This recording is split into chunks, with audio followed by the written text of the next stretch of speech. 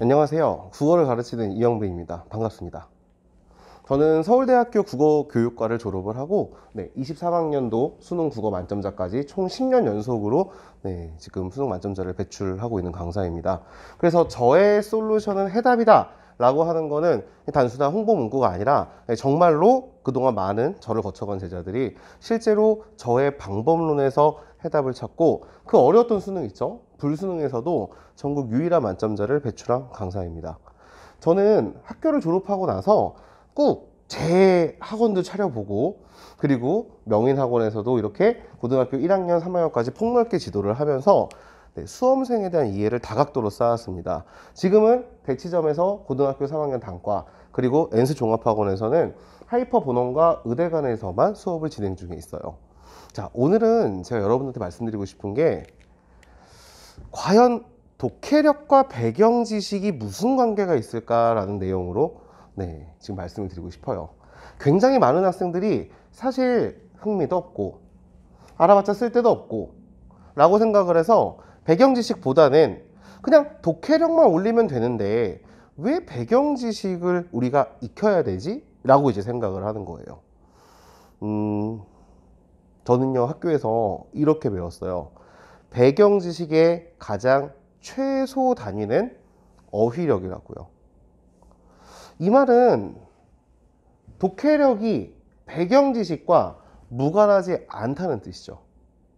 어휘를 모르고 문장을 읽을 수 있을까요? 안 되죠. 즉 최소한의 배경 지식은 갖추어야지 뭐가 가능하다?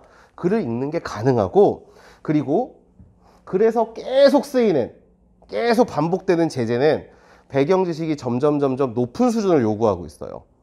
자, 우리가 빙산을 한번 생각해 볼까요? 빙산은 물 위에 떠 있는 부분만 보면 아주 조금인데 그 아래에 감춰진 부분은 굉장히 많죠. 점점 지금 기출지문이 그 수면을 올리고 있는 거예요. 수능국어가 시작된 지 굉장히 오래됐고, 물론 수능국어는 특별한 배경 지식이 없어도 읽는 게 가능했어야 합니다.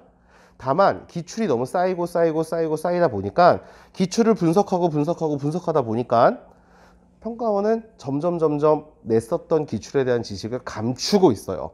물론 경제나 기술처럼 오늘날 굉장히 많은 발전을 거친 학문들은 그 학문의 깊이가 더해가는 것도 당연하고요. 그래서 결론적으로 말씀을 드리면은 94학년도에 처음 출제된 수능의 비문학과 그리고 작년에 출제했던 수능의 독서 지문을 비교해 보신다면은 글의 깊이가 굉장히 깊어졌음을 알 수가 있죠. 따라서 최소한의 배경 지식은 갖춰야 돼요. 여기서 중요한 거는 최소한인 거예요. 제가 볼 때는 대부분의 수험생들은 무식합니다. 제가 수업 시간에 이걸 되게 자주 하죠. 무식하다는 말. 제 기준으로 봤을 때에는 고등학교 1학년 공통과정에서 나왔던 통합사탐, 통합과탐, 통합사회라고 하나요? 통합과학, 통합사회. 여기에서 나왔던 지식들은 상식이라고 할 수 있는데 그거에 대한 지식도 지금 없는 상태죠. 자, 그래서 한번 실제로 22학년도 수능에서 나왔던 걸 한번 같이 읽어볼게요. 이거는 보기에서 나왔어요. 당시 수능의 제재는 브레턴 우주 체제였고요. 자, 독해력을 가지고 한번 정보를 연결을 시켜 본다면은 석유의 가격 급등을 겪으면서 금리가 인상이 되었고 통화 공급은 감소되었다. 그러니까 이게 전이고 이게 후죠. 같이 일어난 일이고요. 이게 독해력이에요. 정보의 전후 관계를 하는 것. 소득세를 감면하고 군비를 증대시켰더니 금리가 인상되었다. 원인이죠. 결과고요. 그랬더니 외국의 자본이 유입되었다. 순서 파악 다 되잖아요. 중요한 거는 왜예요. 왜? 너무나 많은 정보가 이 안에 숨어 있어요. 마지막만 볼까요? 금리가 인상되면 왜 외국 자본이 들어올까요? A국의 돈으로 바꾸어 가지고 뭐를 하면, 예금을 해놓으면은 이자를 더 많이 주는 거예요. 그러니까 어떻게 외국에서 투자하고 싶어하는 사람들이 들어오겠죠. 그게 외국 자본의 유입이죠.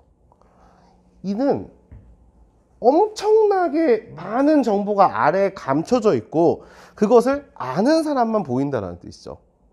자, 경제만 그렇지 않습니다. 경제, 기술, 논리 사실 더 많아요. 밑에 한 10주치 정도를 준비해 놨기 때문에 그 중에서 경제를 초반부에 조금 많이 반복을 할 뿐, 왜냐하면 배경 지식이 가장 많이 필요한 거고, 실제 상담을 통해 가지고 한번 아이들의 고통, 고민 이런 걸 들어봤더니 경제 지문에 대한 게 제일 니즈가 컸어요. 그래서 경제 같은 경우에는 정말 기초부터 자주 나오는 것, 그리고 굵직굵직한 거시경제, 그리고 나중에는 특수화재인 채권, 그리고 법률 지문까지 다 다룰 예정이고요. 기술 같은 경우에는 그쵸, 나는 진짜 우리 제자들이 나보다 훨씬 어리니까 더 많이 알 줄 알았거든. 근데 요즘은 그쵸, 노트북 쓰고 컴퓨터에 들어가는 램이 무슨 뜻인지, 컴퓨터에 들어가는 하드가 무슨 뜻인지, 그래픽 카드랑 CPU는 무슨 차이인지, 내 컴퓨터에 GPU가 왜 필요한지 별로 모르더라고요. 그것뿐만 아니라 컴퓨터 언어의 가장 기본적인 체계인 이진수 체계도 제대로 모르고 있어요. 그래서 기술 지문 같은 경우에는 실제로 출제가 됐었던 기술 지문에서 요구하는 배경 지식과 그거와 관련된, 아마 여러분들이 처음 보실 거예요. 처음 보는 지문들을 가지고 그 배경 지식을 적용할 수 있는 연습을 할 겁니다. 가장 중요하죠. 이게 나올 때가 됐는데 아직까지 안 나오고 있어요. 논리 같은 경우는 2019 수능의 가능 세계를 끝으로 아직까지 나오지 않고 있습니다. 수능에서 20, 21, 22, 23 나올 때가 됐죠. 나올 때가 됐기 때문에 올해는 논리학을 단단히 준비하셔야 돼요. 전제와 결론을 뜻하는 논증, 그리고 그 논증의 종류인 연역과 귀납을 다룰 예정입니다. 여기까지가 지금 시즌 1의 강의 계획이고요. 이 수강생들에게는 배경 지식과 독해력을 함께 늘려줄 기출 분석 과제를 제공할 예정이에요. 제가 직접 다 썼고요. 작년 선배들한테 극찬을 받았던 컨텐츠입니다. 데일리 과제를 체크하고 약점 분석을 제공할 겁니다. 저희가 이거와 연계가 돼가지고 데일리 과제를 체크할 수 있는데요. 저희 연구소에서 자체 개발한 어플이 있고, 그 어플에다가 여러분들이 답을 기입을 해주시면은 매일매일 했는지, 무엇을 틀렸는지 연구소의 전문 인력들이 분석이 가능합니다.